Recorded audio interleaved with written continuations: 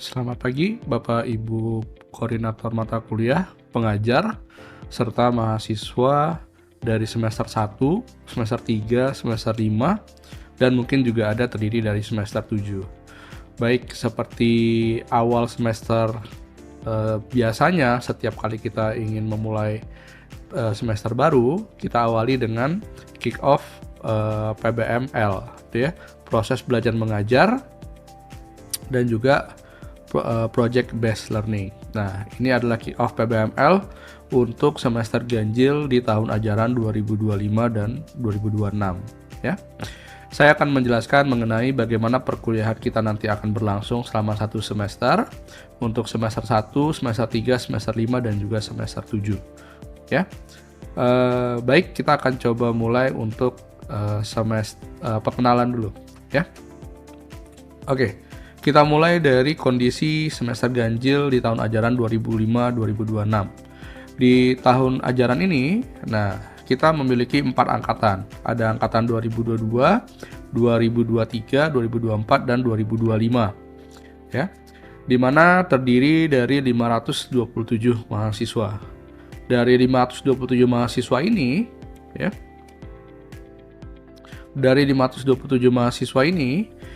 yang aktif di kampus itu ada sekitar 435 dan 92-nya untuk angkatan 2022 itu sedang melaksanakan magang dan juga tugas akhir. Kita memiliki 23 mata kuliah yang tersebar di semester 1, 3, 5, dan 7. Kita memiliki 35 pengajar dan untuk PBL-nya kita memiliki 37 usulan PBL yang terdiri nanti akan dikelola oleh 37 Manpro dan juga 4 Komanpro. Jadi ini adalah kondisi pada saat kita memulai semester ganjil di tahun ajaran 2005-2026 ya. Kita akan mulai dari distribusi mata kuliah ganjil 2025 dan 2026. Seperti saya bilang tadi bahwa kita terdiri dari 4 angkatan, dari 2022 dan 2025 atau semester 1, 3, 5, dan 7. Dapat dosen-dosen serta mahasiswa lihat di sini, ini adalah distribusi mata kuliahnya beserta tema dari setiap semesternya. Kita akan lihat dari tema semester 1, yaitu Introduction to Software Engineering. Kalian akan memiliki atau mengambil 7 mata kuliah awal, ya. Di mana di semester 1 kita fokusnya adalah mengenalkan mengenai software engineering kepada kalian yang baru masuk ke tahap perkuliahan. Untuk semester 3, kalian akan mengambil 7 mata kuliah. Semester 3 atau tahun yang kedua memiliki tema semesternya yaitu Mobile Application Development Project. Di sini kalian akan belajar untuk mengembangkan aplikasi berbasis mobile. Lalu untuk semester 5, ini tema dari semesternya adalah Startup Digital Development, di mana kalian akan memanfaatkan kemampuan skill yang telah dimiliki dari semester 1 hingga 4 untuk membangun suatu produk yang memiliki nilai komersialisasi. Lalu untuk yang angkatan keempat di semester 7, kalian akan melaksanakan internship atau magang. Namun bukan hanya magang saja, tapi kalian juga akan mulai mengerjakan tugas akhir. Maka di sini akan ada 3 mata kuliah, ada magang, proposal tugas akhir, dan juga penulisan karya ilmiah. Oke, nah kita akan lihat dari konsep pembelajarannya.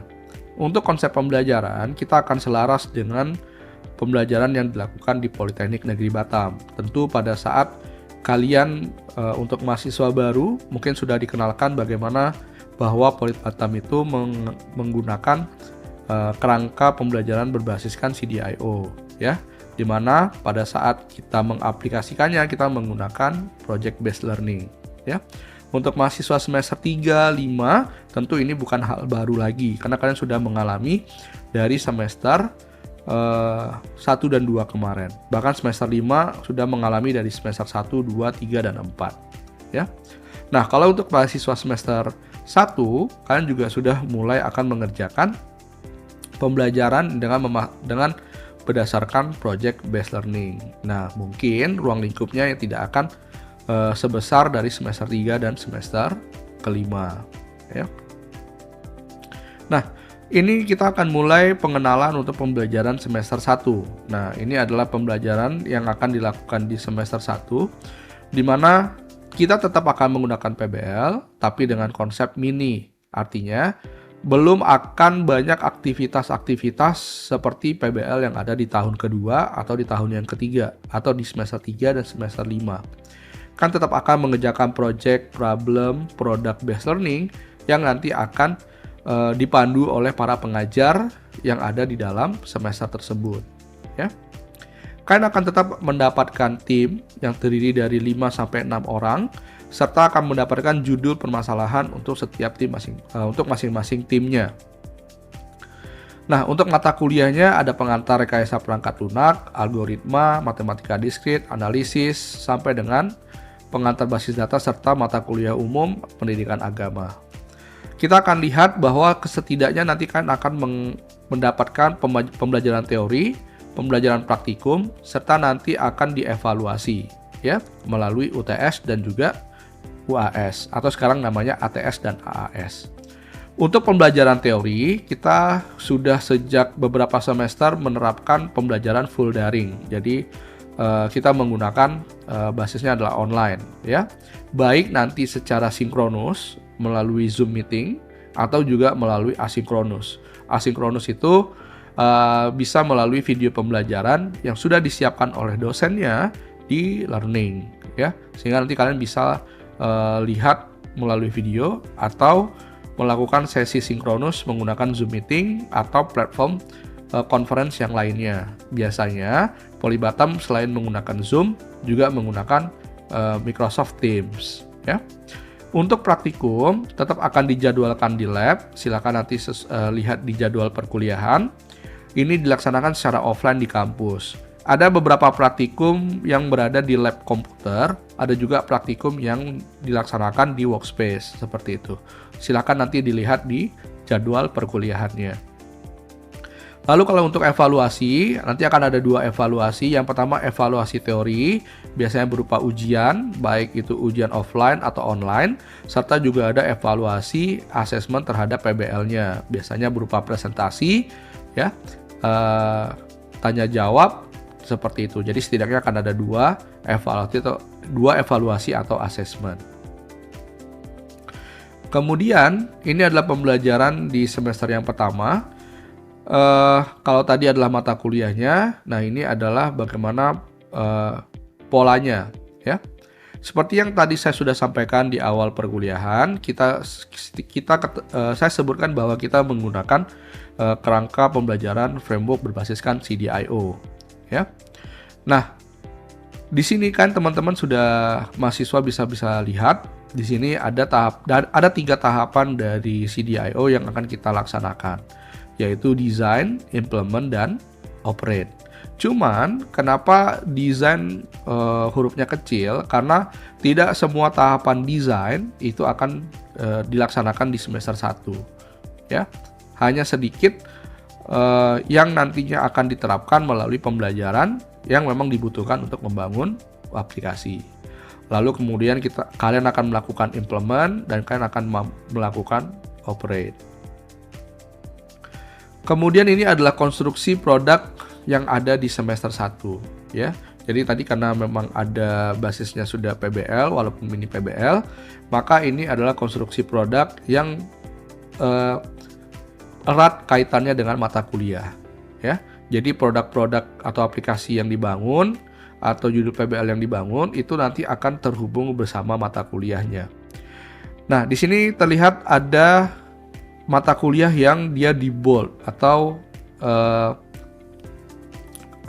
teman-teman bisa lihat perbedaannya. Nah, mata kuliah ini adalah mata kuliah core atau mata kuliah utama, seperti pengantar rekayasa perangkat lunak, analisis dan spesifikasi kebutuhan perangkat lunak, pemrograman berbasis web, dan pengantar basis data. Ini adalah mata kuliah langsung yang memang berhubungan erat kaitannya dengan project based learning-nya. Lalu ada mata kuliah yang mendukung dari project based learning-nya, yaitu ada mata kuliah algoritma pemrograman dan juga matematika diskrit. Sedangkan untuk pendidikan agama, dia tidak terkait dengan project based learning-nya.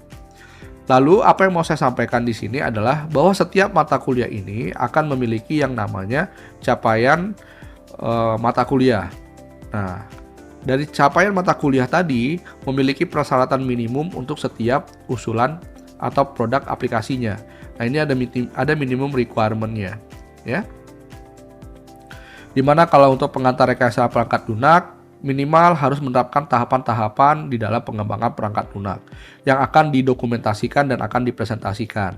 Biasanya outputnya nanti dalam bentuk SKPPL, ya. Lalu kemudian untuk analisis, nah nanti bisa memvalidasi requirement yang ada dan dibuat outputnya dalam bentuk SRS, ya, yang disajikan dalam bentuk dokumen.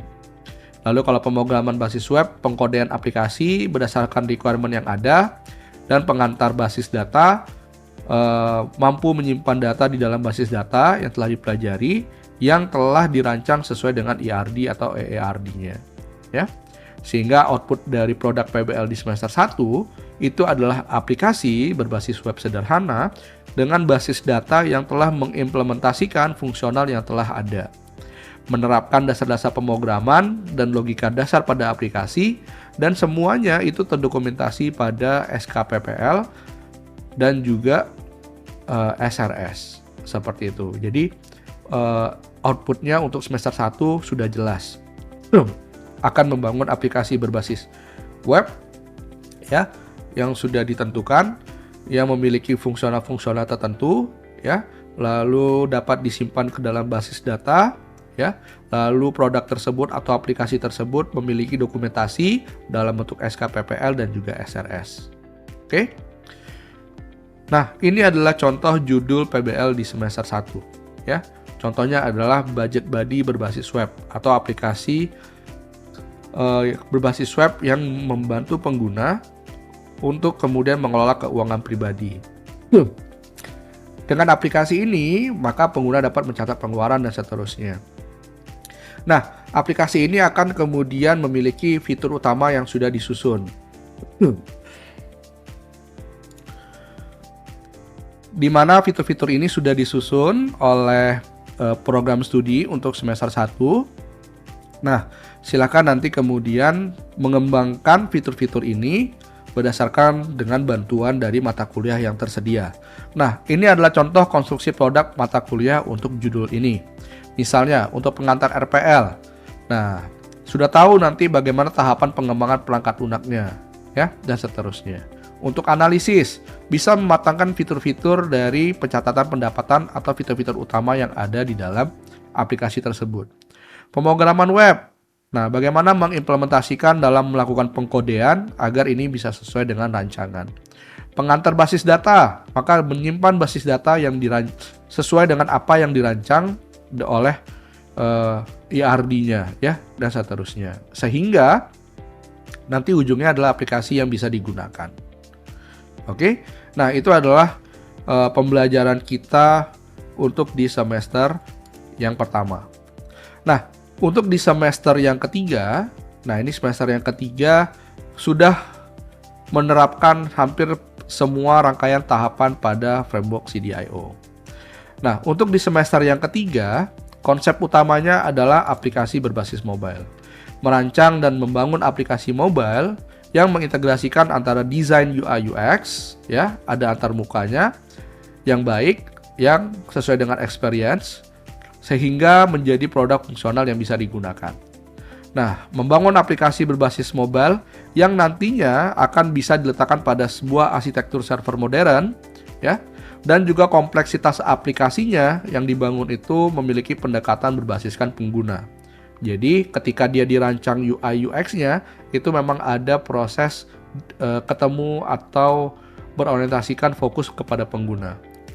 Kemudian, menerapkan konsep keamanan pada datanya dan dapat diuji melalui pengujian perangkat lunak. Kalau kemarin di tahun yang pertama semester 1 dan 2, pengujian hanya berhenti pada fungsional, nah mungkin pada semester ini pengujian itu tidak hanya fungsional, tapi ada juga pengujian-pengujian yang lain yang sesuai dengan bagaimana pembelajaran di mata kuliah pengujian perangkat lunak.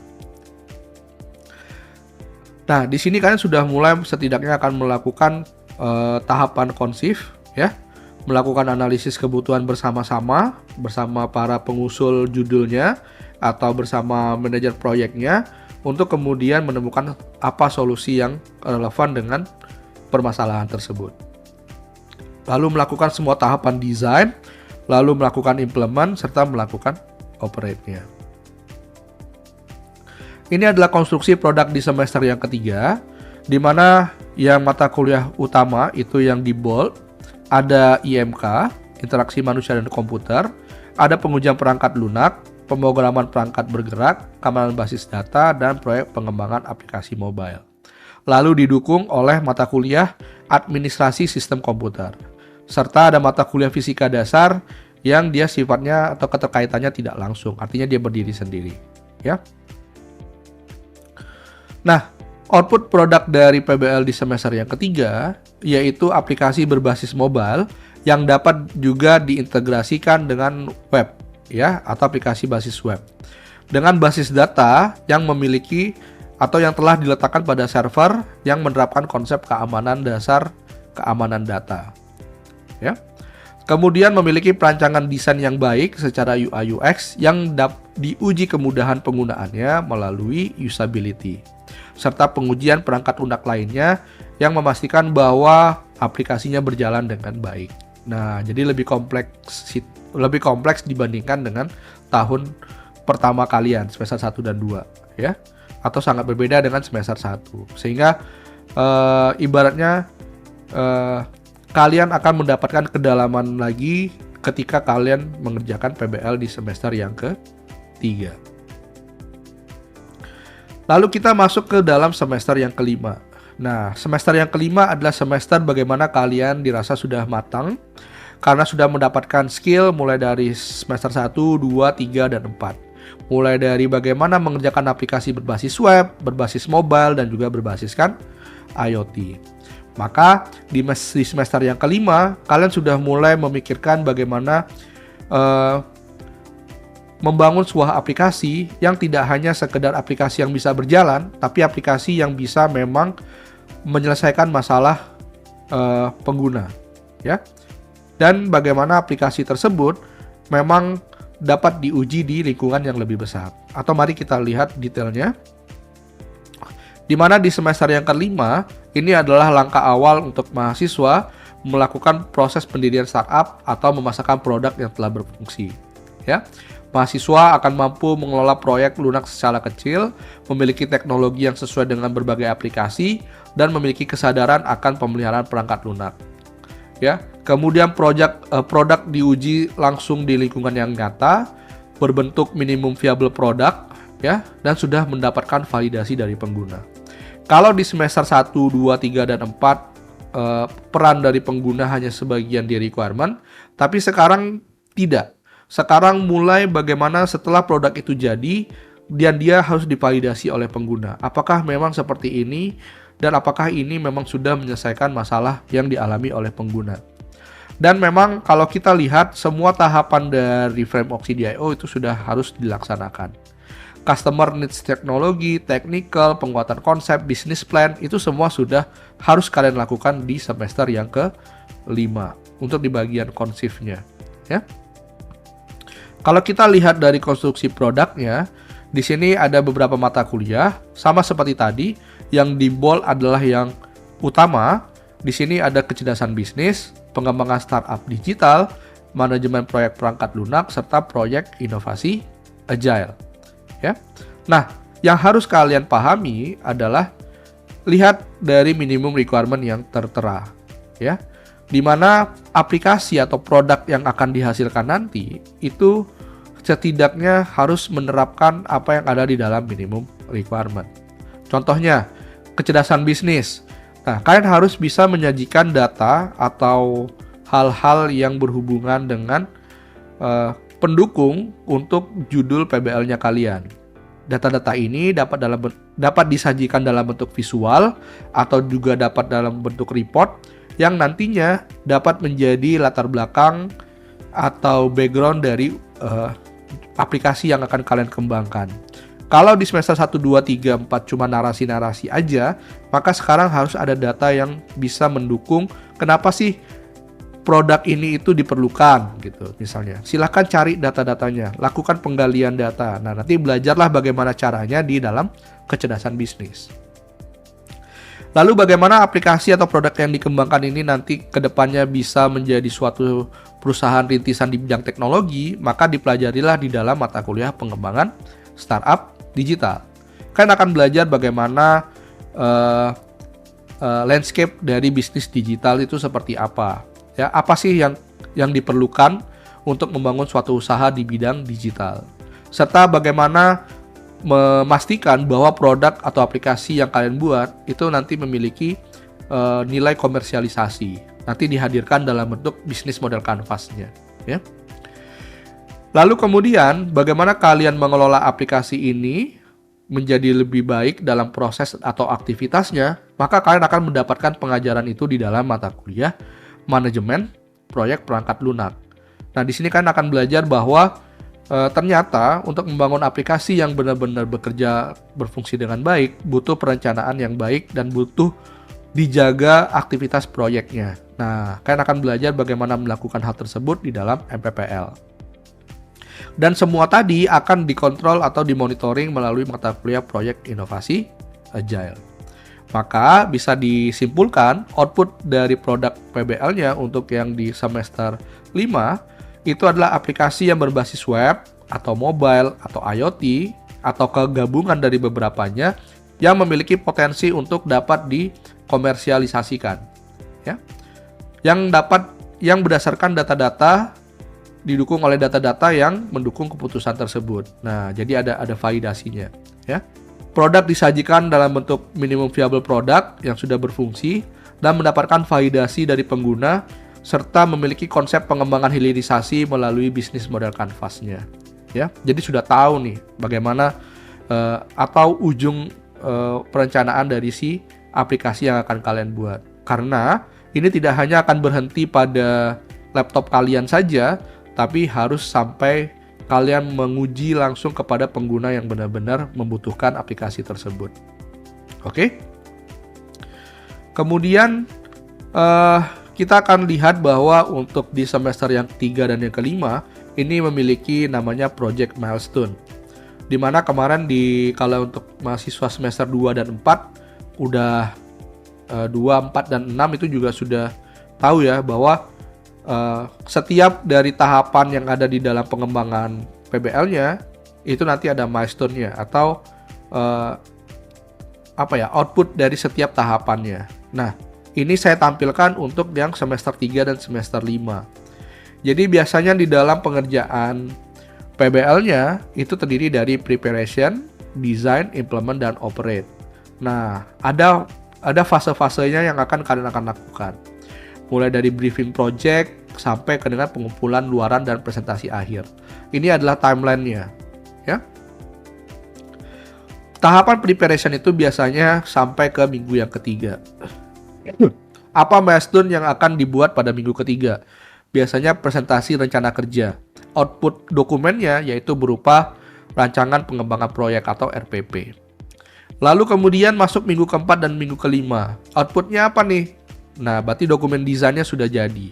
IRD-nya sudah oke. Analisis kebutuhannya sudah selesai. Itu yang akan nanti dimonitoring di dalam mata kuliah proyek. Ya, di minggu kelima udah beres. Lalu di tahapan minggu ke-6 sampai minggu ke-12, nah ini sudah mulai nih melakukan yang namanya implementasi. Mulai dari front end, back end, dan seterusnya. Di ATS udah ada yang bisa udah harus ada yang didemokan. Karena pada saat di ATS itu syaratnya kan 50%. Nah, 50% itulah pasti sudah ada yang harusnya bisa ditunjukkan, apakah dari tampilannya atau yang lainnya, ya. Lalu nanti kemudian 12 sampai 14 operate, ya. Menyusun skenario pengujian, melakukan pengujian perangkat lunak, menyusun laporan dan seterusnya. Nah, jadi kan sudah tahu nih apa sih tahapan yang akan kalian lakukan dari mulai minggu ke-1 hingga minggu ke-14. Ini untuk semester 3 dan semester kelima. Untuk semester 1 itu kalian akan tetap mengikuti tahapan yang ada di dalam perkuliahannya masing-masing. Gitu ya. Karena kalian tetap akan dipantau di setiap minggunya. Nah, Kenapa berbeda dengan semester 3 dan semester 5? Karena semester 1 tadi saya bilang bahwa dia konsepnya adalah mini PBL. Belum semua konsep dari PBL itu akan dilakukan di aktivitasnya di semester 1. Kemudian, ini adalah rubrik penilaiannya untuk semua mata kuliah. Nah, untuk setiap mata kuliah yang sudah saya jabarkan tadi, itu kan dia memiliki keterkaitan dengan PBL. Ada mendukung, ada langsung, dan ada yang tidak langsung. Nah, ini sudah ada tabel di mana kalian bisa lihat presentasi dari masing-masing penilaian. Di jurusan informatika, kita menggunakan setidaknya 6 komponen. Ada partisipatif, hasil proyek, tugas, kuis, ATS, dan AAS. Kalau dia mata kuliahnya kontribusinya langsung, maka itu hasilnya dari partisipatif dan hasil proyek itu memiliki poin yang besar penilaiannya, 50 sampai dengan 70%. Ya. Tugas, kuis, ATS, dan AAS itu 30 sampai 50%. Kalau mendukung itu 50%-nya dari hasil proyek dan 50% dari pemahaman tugas, kuis, ATS, dan AAS. Tapi kalau dia tidak langsung, nah dia bisa saja tidak mengambil nilai dari hasil proyek atau partisipatif, atau bisa saja dengan paling besar 30%, dan pembelajaran atau pemahaman teorinya 70 hingga 100%. Nah, jadi kalian bisa lihat presentasi dari masing-masing komponen penilaian yang ada di dalam masing-masing kontribusinya. Ya, tentu kalau dia kontribusi langsung, maka keberhasilan PBL-nya sangat menentukan. Ya, itu yang harus dipahami. Itu untuk rubrik penilaian. Tapi mungkin nanti akan lebih banyak dibahas di dalam pertemuan mata kuliahnya. Ya, silakan nanti tanyakan kepada dosen pengajarnya. Lalu kemudian saya tambahkan sedikit mengenai pemahaman mengenai alur PBL yang ada di Siap PBL. Nah, untuk semester 1 nanti mungkin akan dikenalkan lebih rinci, ya, mungkin ada sesinya nanti tersendiri karena kalian masih baru. Tapi untuk semester 3 dan semester 5 ini adalah penguatan di mana kalian akan pasti terus menggunakan Siap PBL. Nah, yang perlu kalian pahami adalah tahapannya. Kalau kemarin mungkin masih belum ada guidance-nya. Nah, ini sekarang saya coba buatkan guidance-nya, ya. Nah, untuk semester 3 dan 5 perlu dipahami bahwa alurnya itu akan dimulai dari dosen atau manpro itu akan melihat judul usulan yang dia dapatkan sebagai manajer proyek. Ketika dia sudah mengetahui dia memanprokan usulan apa, maka dia akan berkoordinasi dengan mahasiswa, ya. Nah, nanti mahasiswa bisa berkoordinasi dengan manpro, ya, untuk kemudian apa yang dikoordinasikan untuk membuat tim PBL-nya dan menentukan ketua timnya. Membuat tim ini maksudnya meng-create tim yang ada di Siap PBL, ya. Karena kalau tim PBL-nya sudah saya bagikan, tinggal bagaimana memasukkan tim tersebut ke dalam Siap PBL-nya, ya. Nah, setelah nanti berkoordinasi dengan manpro di minggu yang pertama, kalian akan menentukan ketua tim. Maka ketua tim akan diset nih oleh manpronya. Ketika manpro sudah mengeset ketua tim, maka ketua tim yang ada di sesi mahasiswa itu akan menambahkan anggota timnya. Oke? Clear ya? Berarti sekarang sudah terbentuk tim yang terdiri dari ketua dan juga anggota. Dan jangan lupa memasukkan peran dari masing-masing anggota. Kemudian nanti di dosen atau mata kuliah, manpro akan memasukkan CPL atau CPMK dari setiap mata kuliah. Kalau sudah tersedia, maka sekarang tim PBL-nya harus memasukkan mata kuliah tersebut di dalam dashboard timnya, ya, sehingga usulan PBL tersebut, tim PBL tersebut akan nanti memiliki mata kuliah yang terkait A, B, C, dan seterusnya, ya. Memilihnya dari mana, Pak? Dari yang tadi tuh, konstruksi PBL yang sudah saya berikan sebelumnya. Oke. Lalu mahasiswa akan melakukan aktivitas proyek PBL, dosen akan melakukan monitoring, ya, dan seterusnya. Menjelang ATS, Nah, menjelang ATS, dosen akan mengisikan evaluasi PBL ATS. Ya. Nah, kalau dosen sudah mengisikan evaluasinya, maka mahasiswa harus sudah bisa mengumpulkan berkas ATS-nya. Di sisi mahasiswa, itu juga harus mulai mengisikan kuesioner PBL-nya. Ya. Di sisi dosen mengisikan evaluasi, di sisi mahasiswa mengisikan kuesioner, maka baru bisa mengumpulkan berkas ATS. Ya. Lanjut ke AAS juga sama. Dosen mengisikan evaluasi AAS, mahasiswa mengisikan kuesioner PBL-nya, baru kemudian bisa mengumpulkan berkas AAS sesuai jadwal. Yang perlu dipahami adalah bahwa yang mengisikan kuesioner PBL untuk mahasiswa itu harus semua anggotanya. Ya. Tidak bisa hanya satu anggota saja yang kemudian mengisikan kuesionernya, harus semuanya. Nah, kalau untuk dosen atau manpro mengisikan untuk setiap tim PBL-nya. Seperti itu. Ya. Jadi sekarang sehingga sudah dipahami bahwa ini adalah alur yang akan dijalani seketika saya melakukan PBL di Siap PBL. Oke? Sistem informasi aktivitas project based learning. Itu yang harus saya tambahkan pada saat penjelasan di awal semester ini, biar kalian nanti bisa terbiasa. Oke. Kemudian tadi setelah saya banyak berbicara mengenai semester 1, 3, dan 5, saya sekarang ingin jelaskan sedikit untuk si semester 7. Ya, ini adalah tahun keempat kalian melakukan perkuliahan, di mana tahun keempat ini adalah kalian akan melakukan yang namanya magang dan tugas akhir. Di mana kalau untuk magang pagi itu durasinya kurang lebih 8 bulan atau 2 semester.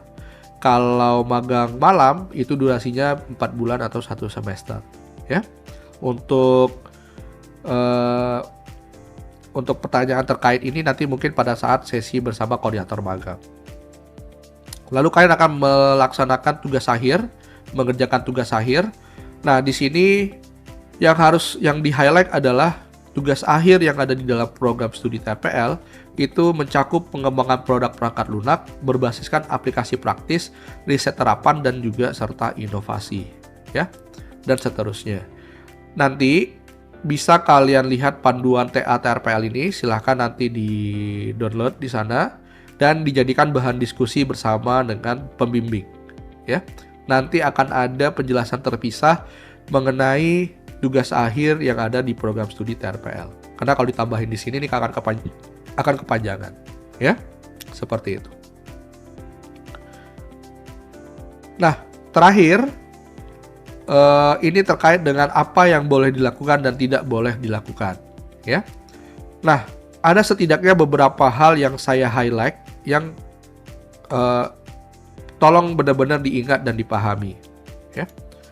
Yang pertama adalah ketika kalian berkuliah atau melaksanakan perkuliahan, maka berpakaianlah rapi. Ya. Jika kalian menggunakan kaos, maka harus menggunakan jaket. Ya. Gunakanlah jaket apapun bebas, tapi jangan pernah berkuliah dengan kaos polos aja. Jangan. Kalian bisa pakai blazer, kalian bisa pakai jaket varsity kah atau apapun itu, silahkan gunakan jaket, pakai hoodie kah atau yang lain, silahkan. Atau kalau nggak mau pakai jaket, maka gunakan kemeja atau juga polo shirt yang mempunyai kerah, ya. Kemudian poin keduanya menggunakan alas kaki, harus menggunakan alas kaki berupa sepatu, bukan sendal, ya. Ya. Alas kakinya berupa sepatu, bukan sendal, selama berada di lingkungan Poli Batam.